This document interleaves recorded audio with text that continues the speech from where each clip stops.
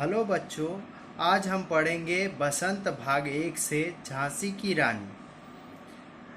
इस कविता में सुभद्रा कुमारी चौहान जी ने 1857 के स्वतंत्रता संग्राम में झांसी की रानी रानी लक्ष्मीबाई द्वारा दिखाए गए वीरता का उल्लेख किया है। उस युद्ध में लक्ष्मीबाई ने अपनी अद्भुत कौशल और साहस का परिचय देकर बड़े बड़े योद्धाओं को हैरान कर दिया था। उनकी वीरता और पराक्रम से उनके दुश्मन भी प्रभावित थे। उन्हें बचपन से ही तलवारबाजी, घुड़सवारी, तीरंदाजी और निशानेबाजी का शौक था। तो आइए एक एक करके हम लोग इस कविता का व्याख्या करेंगे। सिंहासन हिल उठे, राजवंशों में भृत कुट्टी तानी थी, बूढ़े भारत में आई फिर से नई जवानी थी। गुलामी हुई आज़ादी की कीमत सबने पहचानी थी, दूर फिरंगी को करने की सबने मन में ठानी थी। चमक उठी सन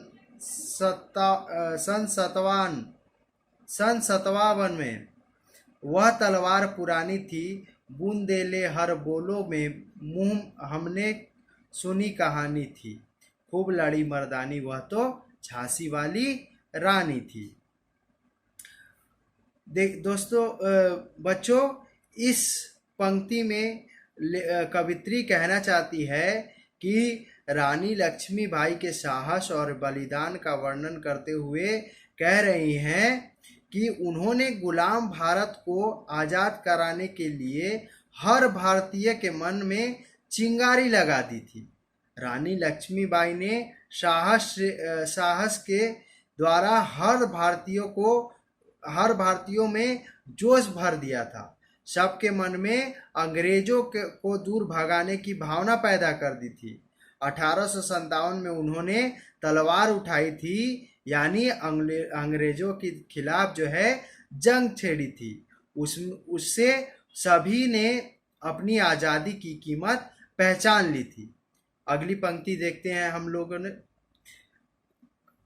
कानपुर के नाना की मुंह बोली बहन छबीली थी, लक्ष्मीबाई नाम, पिता की वह संतान अकेली थी। नाना के संग पढ़ती थी वह, नाना के संग खेलती थी। बरछी ढाल कृपाण कटारी उनकी यही सहेली थी। वीर शिवाजी की गाथाएं उसको याद जवानी थी। बूंदेले हर बोलो में के मुँह हमने सुनी कहानी थी। खूब लड़ी मर्दानी, वह तो झांसी वाली रानी थी। इस पद में क्या कहना चाह रहे हैं कवित्री कहना चाह रहे हैं कि कानपुर के नाना साहब ने बचपन से ही रानी लक्ष्मीबाई की अद्भुत प्रतिभा से प्रभावित होकर उन्होंने अपनी मुंह बोली बहन बना लिया था। और नाना साहब ने उन्हें युद्ध विद्या की शिक्षा भी दिया करते थे। लक्ष्मीबाई बचपन से ही बाकी लड़कियों से अकेली थी। उन्होंने गुड्डे गुड़ियों की खेलने के बजाय उन्होंने तलवार, कृपाण, तीर और बर्छी चलाना उन्हें ज़्यादा पसंद आता था। अब अगली पंक्ति देखते हैं। लक्ष्मी थी या दुर्गा थी, यह स्वयं वीरता की अवतार, देख मराठे पुलकित होते उनकी तलवारों के वार। नकली युद्ध व्यूह की रचना और खेलना खूब शिकार, सैन्य घेरना दुर्ग तोड़ना, ये थे उनके प्रिय खिलवाड़। महाराष्ट्र कुल देवी उनकी भी आराध्य भवानी थी। बूंदेले हर बालों में मुँह हमने सुनी कहानी थी। खूब लड़ी मर्दानी, वह तो झांसी वाली रानी थी। इस पंक्ति में क्या कहना चाह रही है कवित्री कि लक्ष्मीबाई व्यूह रचना, तलवारबाजी, लड़ाई का अभ्यास तथा दुर्ग तोड़कर इन सब खेलों में बड़ी ही माहिर थी। और इनसे मराठाओं की कुल देवी भवानी उनकी भी पूजनीय थी। ये वीर होने के साथ साथ धार्मिक भी थी। हुई वीरता की वैभव के साथ सगाई, झांसी में ब्याह हुआ, रानी बन आई लक्ष्मीबाई झांसी में। राजमहल में बजी बधाई, खुशी छाई झांसी में। सुभट बुंदेलों की बिरुदा वली सी वह आई झांसी में। चित्रा ने अर्जुन को पाया, शिव से मिली भवानी थी। बूंदेले हर बोलो के मुंह, हमने सुनी कहानी थी। खूब लड़ी मर्दानी, वह तो झांसी वाली रानी थी। झांसी की रानी कविता के इस पद में कहना चाह रही है कवित्री कि लक्ष्मीबाई ने झांसी के राजा श्री गांधार राव के साथ विवाह जो है कर लिया है। अब उनकी जोड़ी जैसे लगती है शिव पार्वती की जोड़ी, और अर्जुन चित्रा की उपमा दी गई है। उनके आने से झांसी में सब तरफ खुशियां ही खुशियां छा गई है। आगे बढ़ते हैं, देखते हैं। बूझा दीप झांसी का तब डालहौजी मन में हर्षाया, राज्य हड़प करने का उसने यह अच्छा अवसर पाया। फौरन फौजे भेज दुर्ग पर अपना झंडा फहराया। लावारिस का वारिस बनकर ब्रिटिश राज झांसी आया।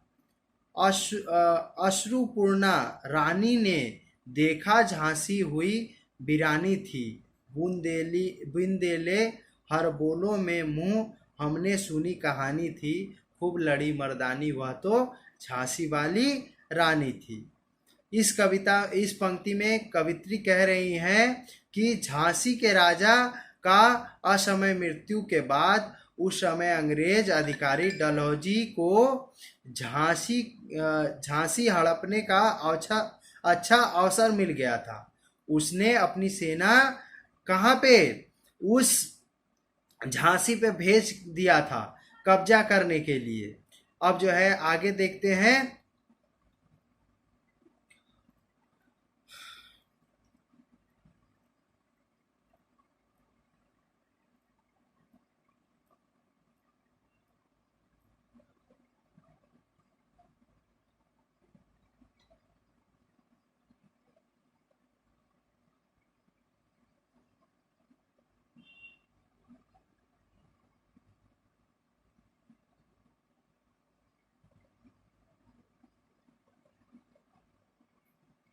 आगे देखते हैं।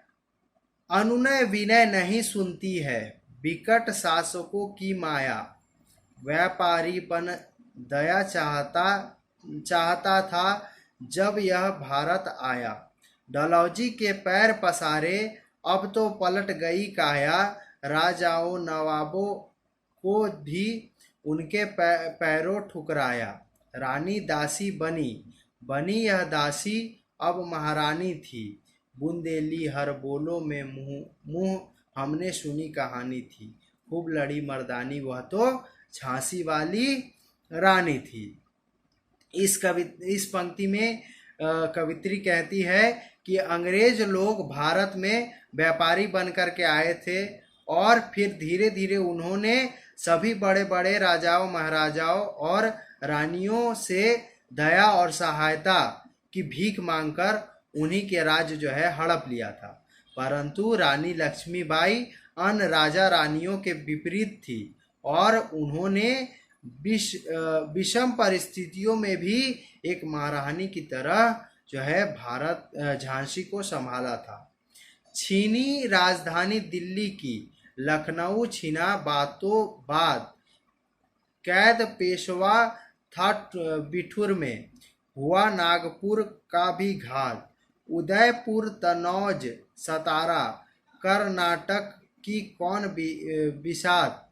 जब सिंध पंजाब ब्रह्म पर अभी हुआ था वज्र निपात। बंगाले मद्रास आदि की भी तो वही कहानी थी बुंदेल हर बोलो में मुंह हमने सुनी कहानी थी खूब लड़ी मर्दानी वह तो झांसी वाली रानी थी। इस पद में उन्होंने अंग्रेजों द्वारा हड़प लिया था उन राज्यों की चर्चा की है जिन्होंने जो है अंग्रेजों ने जो है जिन राज्यों को हड़प लिया था, जो कि निम्न है दिल्ली, लखनऊ, बिठूर, नागपुर, उदयपुर, तन्नौज, सतारा, कर्नाटक, सिंध प्रांत, पंजाब, बंगाल और मद्रास। अर्थात ऐसा कोई क्षेत्र नहीं बचा था जहां बेईमान अंग्रेज ने अपना अधिकार नहीं जमाया था। चलिए आगे बढ़ते हैं। रानी रोई रानी वासो के बेगम गम थे भी बेजार, उन्हें गहने कपड़े बिकते थे कलकत्ते के बाजार। सरे आम नीलामी छापते थे अंग्रेजों के अखबार, नागपुर के जेवर ले लो, लखनऊ के ले लो नौलखा हार। यूं पर्दे की इज्जत परदेसी के हाथ बिकनी थी, बुंदेले हर बालों में के मुंह हमने सुनी कहानी थी, खूब लड़ी मर्दानी वह तो झांसी वाली रानी थी।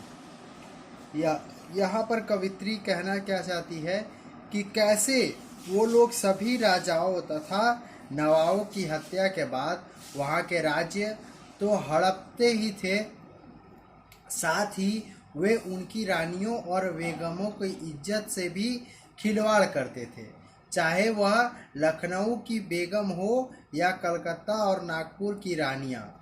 उनके कपड़े और जेवर तक छीनकर नीलाम कर दिए जाते थे और उनका अगला कदम झांसी की ओर था। कुटियों में भी विषम वेदना, महलों में आहत अपमान, वीर सैनिकों के मन में था उनके पुरखों का अभिमान।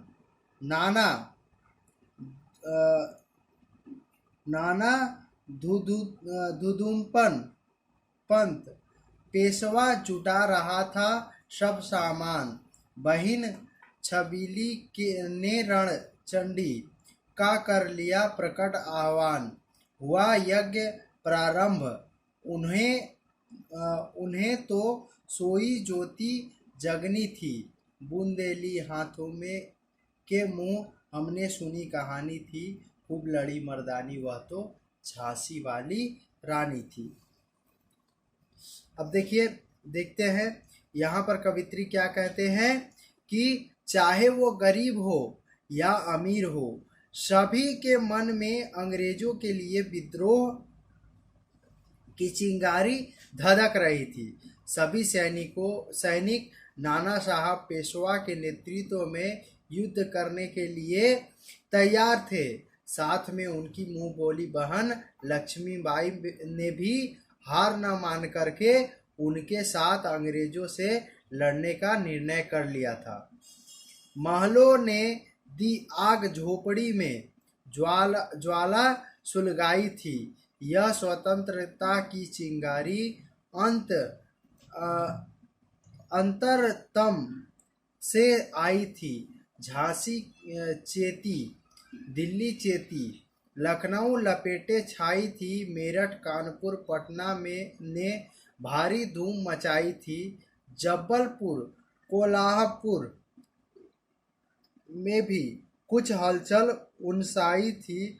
बुंदेले हर बालों के मुंह हमने सुनी कहानी थी, खूब लड़ी मर्दानी वह तो झांसी वाली रानी थी। इस पंक्ति में कहना चाहती है कवित्री कि विद्रोह की चिंगारी देश के हर राज्य में सुलग रही थी, चाहे वह झांसी हो या लखनऊ हो, दिल्ली, मेरठ, कानपुर या पटना। राज्यों के सभी राजाओं ने भी इसमें अपना पूरा साथ दिया। साथ ही साथ जबलपुर और कोल्हापुर जैसे बड़े शासकों ने भी सन 1857 की क्रांति में बढ़ चढ़ करके हिस्सा लिया था। इस स्वतंत्रता महायज्ञ में कई वीरवर आए काम। नाना धुंधपंत तांती चातुर अजीमुल्ला सरनाम। अहमद शाह मौलवी ठाकुर कुंवर सिंह सैनिक अभिराम। भारत के इतिहास गगन में अमर रहेगा जिनके नाम। लेकिन आज जुर्म कहलाती उनकी जो कुर्बानी थी। बूंदेले हर बालों में के मुंह हमने सुनी कहानी थी। खूब लड़ी मर्दानी वह तो झांसी वाली रानी थी।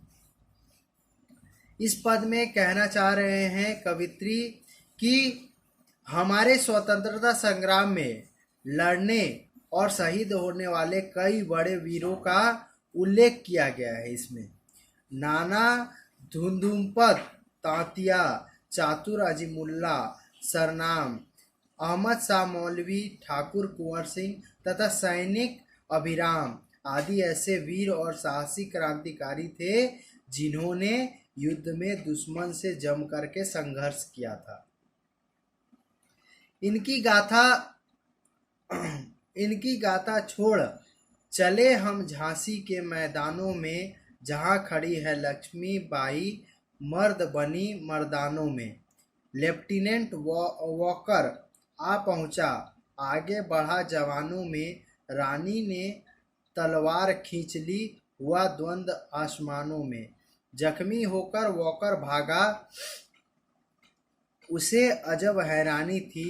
बूंदेले हर बालों के हमने सुनी कहानी थी। खूब लड़ी मर्दानी वह तो झांसी वाली रानी थी। यहाँ इन सभी वीरों के अलावा वीरांगना रानी लक्ष्मीबाई की वीरता का परिचय दिया है। झांसी में हुए युद्ध में जब लेफ्टिनेंट वॉकर अंग्रेज की तरफ से युद्ध करने आए तो उनसे लड़ने के लिए अकेली झांसी की रानी ही काफी थी। उन्होंने दोनों हाथों में तलवार लेकर रणचंडी की तरह वॉकर पर प्रहार किया। इन प्रहार से वह बुरी तरह जख्मी हो गया तथा रानी के शौर्य बल से वह भी अचंभित रह गया था। आगे बढ़ते हैं।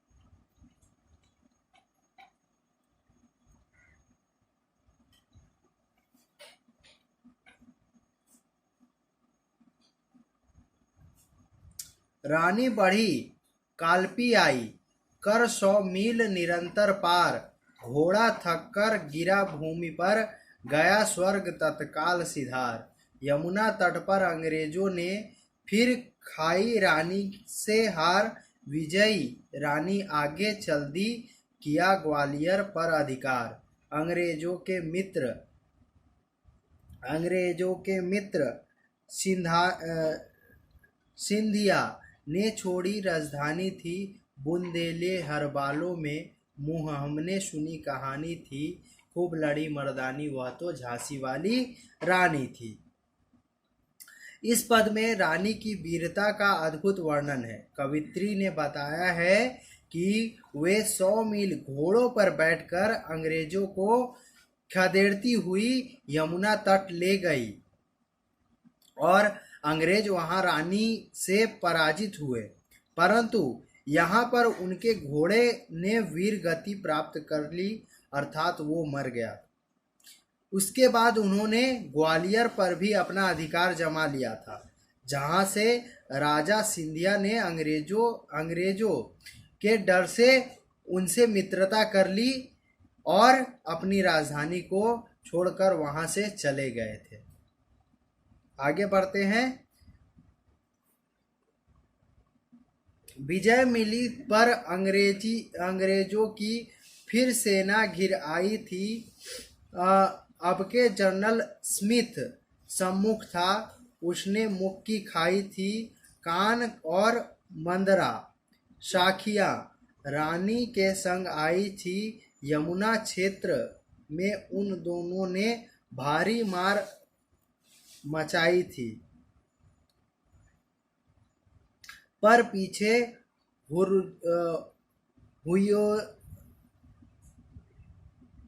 हयूरोज आ गया। हाय घिरी अब रानी थी, बूंदेलो हर बालों के मुंह हमने सुनी कहानी थी। खूब लड़ी मर्दानी वह तो झांसी वाली रानी थी। यहाँ बताया गया है कि अब जनरल स्मिथ ने सेना की कमान संभाल ली थी। रानी लक्ष्मीबाई का साथ देने के लिए उनकी दो सहेलियां कान्हा और मंदरा युद्ध मैदान में उतर गई थी।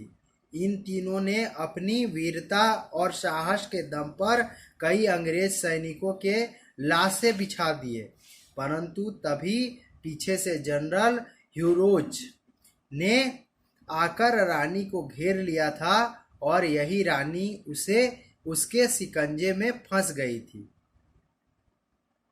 आगे बढ़ते हैं।